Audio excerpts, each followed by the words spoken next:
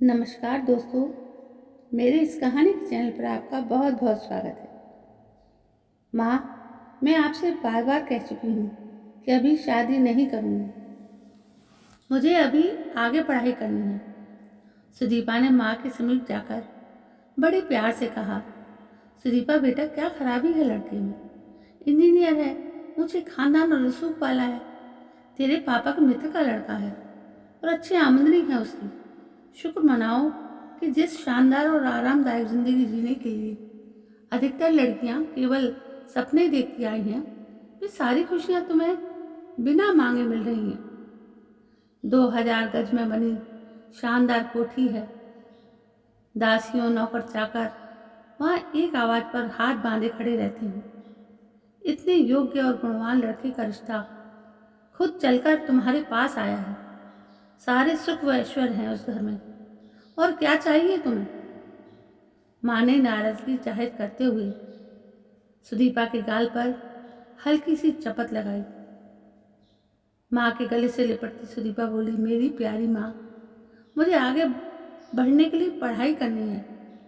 मुझे अभी योग शिक्षिका बनना है, जिससे कि अपने भीतर समाये ज्ञान को अन्य को बांट सकूं।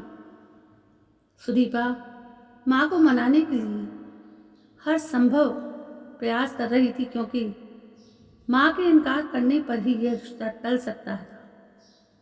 सुदीपा, तुम एक बार उस लड़के से मिलकर देख तो लो। सुदीपा को विचार में डूबा देखकर माँ ने उस पर आखिरी बात जोड़ते हुए कहा। एमए की हुई सुदीपा गोरी चिट्टी लंबी छरहरी काया वाली आकर्षक युवती थी। संगीत विशारद में विशेष योगदान हेतु गोल्ड मेडलिस्ट थी। उसके पड़ोसी परिचित नाते रिश्तेदार आज सभी सुदीपा के सुंदर व्यक्तित्व एवं हंसमुख व्यवहार की प्रशंसा किए बिना नहीं रहते थे। जैसे अधिकतर लोग रूप सौंदर्य और सुंदरता को देखकर अनायास ही कह उठते हैं कि कुदरत ने इसे बहुत फुर्सत में गढ़ा होगा। ऐसे ही रूपवती सुदीपा जब गजगामिनी चाल की मंथर गति से चलती थी, तब अनेक चाहने वाले उसे पाने की तमन्ना रखते थे। मन ही मन उसे चाहने वाले आहें भरते थे और सुदीपा से मिलने के बहाने ढूंढा करते थे। वो तो अपने आप में खुश रहने वाली मस्त लड़की थी। सुदीपा की कमर तक लहराते बाल बिजलियां गिराते थे। पतली पतली पतली और लंबी लंबी उंगलियां जब सितार पर राग छेड़ती तो उसे देखने सुनने वाले मंत्रमुग्ध हो जाते थे। माँ का कहना मानकर एक दिन सुदीपा और समीर नाम के उस लड़के से मिली। वो लड़का उसे सुंदर लगा। रूप रंग व्यक्तित्व के अनुसार वो सुदर्शन नवयुवक था। 2-4 मुलाकातों के बाद सुदीपा को समीर पसंद आ गया था। संयोग से तभी सुदीपा की कॉलेज में अध्यापिका की नौकरी भी मिल गई थी। सुदीपा के मम्मी पापा सगाई करके ही उसे नौकरी पर जाने देने की जिद कर रहे थे, इसलिए मम्मी पापा का दिल रखने के लिए उसने सगाई की हामी भर दी थी। नौकरी पर जाने से पहले ही दोनों की धूमधाम से सगाई हो गई थी। कोमल कुंवारे मन में सुंदर जीवन के अनेक रंगीन सपने सजाए सुदीपा कॉलेज पहुंच गई। वो दिल्ली शहर की एक सोसाइटी फ्लैट में किराए पर रहने लगी। सगाई हो जाने के कारण समीर काम के सिलसिले में जब दिल्ली आता तो सुदीपा से मिलने चला आता था। दोनों तरफ से रिश्ते की डोर मजबूत हो जाए, एक दूसरे को अच्छी तरह से जान समझ लें, इसके लिए वे किसी रेस्टोरेंट में कॉफ़ी पीने या कभी डिनर करने चले जाते थे। कभी कभी कोई अच्छी और नई मूवी साथ देखने के लिए मॉल भी चले जाते थे। ऐसे ही उनके बीच प्यार भरी मेल मुलाकातों का सिलसिला जारी था। अब सुदीपा और समीर के बीच घनिष्ठता भरे संबंध पनपने लगे थे, मगर इधर कुछ दिनों से सुदीपा ने एहसास किया कि समीर में शिष्टाचार और विनम्रता जैसे संस्कारी गुण बहुत कम थे। उसने कई बार समीर को फोन पर अपनी बात मनवाने के लिए सामने वाले को दबंग टाइप से हड़काते हुए भी सुना था। सुदीपा के साथ होने पर भी लापरवाही से समीर फोन पर अक्सर गाली गलौज कर दिया करता था। सुदीपा आधुनिक और खुले विचारों को दिल में जगह देने वाली संस्कारी और मृदुभाषी लड़की थी। एक दिन सुदीपा कुछ खरीदारी करके सोसाइटी में प्रवेश कर रही थी। उसके दोनों हाथों में सामान था कि तभी अचानक हाई हील सैंडल के कारण उसका संतुलन बिगड़ गया और वो डगमगा कर नीचे गिर पड़ी। तभी अचानक एक हाथ ने सहारा देकर उसे उठाया। अरे, आपको तो काफ़ी चोट लगी है, मैं आपका सामान समेट देता हूँ। अपने सामने गोरे चिट्टे लंबे कद के सुंदर नाक नक्श वाले लड़के की आवाज़ सुनकर वो अचकचा गई। उसकी कोहनियाँ छिल गई थी, पैर में मोच आ गई थी। उस लड़के ने अपने कंधे पर उसका हाथ पकड़कर सहारा दिया। आइए, मैं आपको कमरे तक छोड़ देता हूँ। वो चुपचाप लंगड़ाते हुए उसके साथ चल पड़ी। टेबल पर सामान रखकर लड़के ने कहा, मैं फर्स्ट एड बॉक्स लाकर पट्टी बांध देता हूँ। अब वो लड़का ड्रेसिंग कर रहा था। वो अब तक स्वयं को काफ़ी संभाल चुकी थी।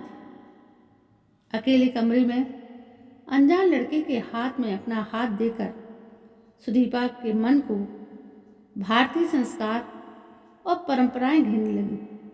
लेकिन वो लड़का बड़ी सहजता से उसके हाथ पर दवा लगाकर पट्टी बांध रहा था।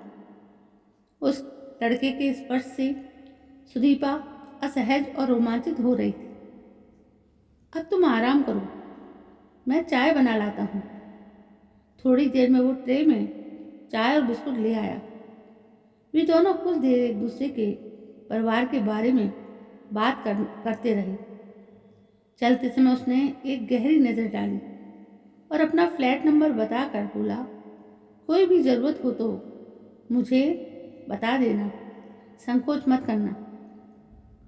जब तक उसके पैर की मोच ठीक नहीं हो गई तब तक वो रोज़ उसके लिए कभी चाय बनाकर लाता तो कभी सैंडविच ले आता। बाहर से एक साथ खाना भी ऑर्डर कर देता, फिर दोनों साथ ही खाना खाते। सुदीपा के मन में प्रेम का पहला एहसास फूटा था। एक अनजान कोमल स्पर्श दिल में तरंगित होकर रमने लगा था।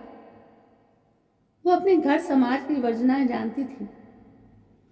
संस्कारित परंपराओं के बंधन में बंधने के बाद भी रूमानियत से भीगा एहसास बंजर मरुभूमि में हरा होने लगा था। समीर का साथ पाकर उसने कभी ऐसा स्पर्श, स्नेह व अपनापन का एहसास नहीं जाना था। सुदीपा के मन के भीतरी परतों में शेखर के प्रति रोमांस का बीज पनपने लगा। शेखर बहुत अपनेपन से उसकी देखभाल कर रहा था। उसका साथ मिलने के कारण उसे किसी प्रकार की कोई परेशानी नहीं हुई थी। अब वो ठीक होकर कॉलेज जाने लगी थी। रात के 8 बज रहे थे। गुलाबी रंग की कैफी के साथ मैचिंग टॉप में लंबी खुली केश राशि के बीच सुदीपा ऐसी लग रही थी जैसे श्यामल घटाओं के बीच दूध या चांद खिला हो। उसने मैचिंग ईयर टॉप्स के साथ गले में छोटे मोतियों की माला पहनी हुई थी। आज वो बहुत खुश थी। उसका गुलाब की तरह खिला खिला रूप सौंदर्य चित्ताकर्षक था। खुद को आईने में देखकर वो स्वयं ही लजा गई। वो रसोई घर में जा ही रही थी कि अचानक से बेल बजी। दरवाजा खोलकर देखा तो सामने समीर खड़ा था। अरे समीर, तुम? अकस्मात समीर को सामने देखकर वो अचकचा गई। हाँ मेरी जान, तुम्हारा समीर। कहते कहते समीर ने उसे बाहों में उठाकर 3-4 गोले चक्कर से घुमा दिए। आज तो तुम बेहद खूबसूरत और रूप की रानी लग रही हो। किस पर बिजली गिराओगी? समीर ने रोमांटिक अंदाज में कहते हुए खींचकर उसे अपने सीने से लगाना चाहा। तेज शराब के भपके से सुदीपा का तन मन जलने लगा। वो चिहुक कर दूर जा खड़ी हुई। समीर ने आगे बढ़कर उसकी कलाई पकड़ ली। उसने हाथ छुड़ाकर दूर जाने का प्रयत्न किया, लेकिन समीर की पकड़ से छूट नहीं सकी। समीर जोर जबरदस्ती करने लगा। यूं अचानक ऐसी किसी हालत का सामना करना पड़ेगा उसने कभी सपने में भी नहीं सोचा था। सुदीपा का दिल दिमाग सुन्न हो गया।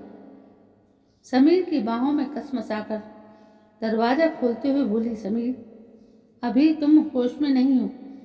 जाओ, अभी होटल चले जाओ, कल आना। क्यों? कल क्यों मेरी जान? जो होना है आज ही हो जाने दो। अब तो हम दोनों की शादी भी होने वाली है, इसलिए तुम तो मेरी हो। शादी होने वाली है, हुई तो नहीं है। फिलहाल मैं तुमसे कोई बात नहीं करना चाहती। प्लीज तुम यहाँ से चले जाओ। सुदीपा ने सही स्वर में उसे समझाने की कोशिश की, मगर अपनी मन मर्जी पर उतारू समीर ने उसकी एक नहीं सुनी। पुरुषत्व के दर्द में चूर, शराब के नशे में मदहोश समीर के भीतर का जानवर जुनूनी हो गया। अपने मंसूबे पूरे न होते देख अब समीर बदतमीजी पर उतर आया। उसके हाथ में सुदीपा का टॉप आ गया। जबरदस्ती खींचते हुए टॉप चर करता फटता चला गया। यूं ब्लडी फूल, तेरी इतनी हिम्मत तो मुझे मना करती है?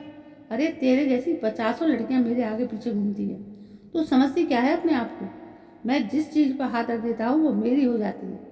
नशे में समीर की लड़खड़ाती जवान से अंगारे बरसने लगी। जैसे ही वो सुदीपा को पकड़ने के लिए बढ़ा, नशे की झोंक में लहराता हुआ पीछे को गिर पड़ा। अपनी अस्मिता पर प्रहार होता देख सुदीपा रणचंडी बन गई। उसमें न जाने कहाँ से इतनी शक्ति आ गई। त्वरित ताकत से मेज पर रखा चाकू हाथ में लेकर डगमगाते हुए समीर को पूरी शक्ति से बाहर धकेल दिया और बिजली की फुर्ती से दरवाजा बंद कर दिया। समीर बहुत देर तक दरवाजे पर आवाज़ें देता रहा, लेकिन उसके कान में जैसे बहरे हो चुके थे। वो दरवाजे से लगी फूट फूट कर रोने लगी। वो स्वयं को संयत कर उठी और कटे पेड़ की भांति पलंग पर गिर पड़ी। बिस्तर पर लेटी तो लगा जैसे समीर की ओछी सोच में लिपटे हाथ लंबे होकर उसकी ओर बढ़ रहे हैं। उसने घबरा कर आंखें बंद की। समीर की लाल घूरती आंखें देख सूखे पत्ते सी कांपने लगी। सूरज चढ़ाया था, पूरी रात आंखों में कट गई। वो उस दिन को कोस रही थी जब समीर के साथ उसकी सगाई हुई थी। लगाव, रुमाने से भीगे मीठे एहसास को प्रेममयी भाव सोचकर शेखर का चेहरा उसकी आंखों में तैर गया। उसे इन दोनों के जहन सोच समझ में जमीन आसमान का फर्क नजर आया। मोबाइल की घंटी बजने पर न चाहते हुए देखा तो माँ का फ़ोन था। माँ खुशी से चहकते हुए बता रही थी, बेटा, सुबह तुम्हारे पापा के पास समीर के पापा का फ़ोन आया था। वो इसी महीने शादी करने के लिए जोर डाल रहे हैं। कहते हैं कि अगले माह समीर विदेश जा रहा है। वो जल्दी ही तुम दोनों का विवाह बंधन में बांधना चाहते हैं। नहीं नहीं माँ, मैं समीर से शादी नहीं करूँगी। मैं उसकी शक्ल भी देखना नहीं चाहती। आप मुझे समीर के साथ विवाह की सूली पर मत टांगना। मैं जी नहीं सकूँगी। कहते कहते उसकी रुलाई फूट गई। क्या बात है बेटा, तुम बहुत परेशान लग रही हो। माँ के स्वर में चिंता झलकने लगी। हाँ माँ, आज बहुत कुछ घटा है। और उसने माँ को रात की सारी घटना बता दी। माँ पत्नी का दिल जीतने के लिए पति के मन में भावनात्मक लगाव होता है, पर समीर केवल वासना का लिजा कीड़ा निकला। उसे बस मेरा जिस्म चाहिए था, जिसे वो जबरदस्ती हासिल करके अपनी मर्दानगी की मोहर लगाना चाहता था। उसे मेरी खुशियों से कोई सरोकार नहीं है।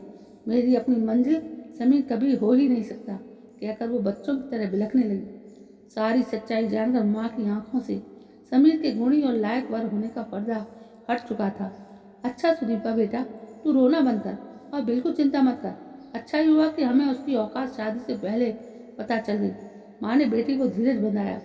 मैं और पापा आज तुम्हारे पास आ रहे हैं। मैं हूँ ना, तुम्हारी माँ सब संभाल लेगी। सुदीपा ने इत्मीनान की सांस ली कर फिर फ़ोन रख दिया। तो दोस्तों, रिश्तों में इतनी करवाहट वो भी पति पत्नी के रिश्तों में, जबकि ये एक बहुत संवेदनशील रिश्ता होता है, लोग इसे मजाक में लेते हैं। दोस्तों, ये कहानी आपको कैसी लगी? यदि कहानी पसंद आई हो तो प्लीज़ मेरे इस चैनल को सब्सक्राइब करें, लाइक करें, शेयर करें और कमेंट भी करें। कल मैं फिर हाजिर होती हूँ एक नई कहानी के साथ। तब तक के लिए जय हिंद, वंदे मातरम।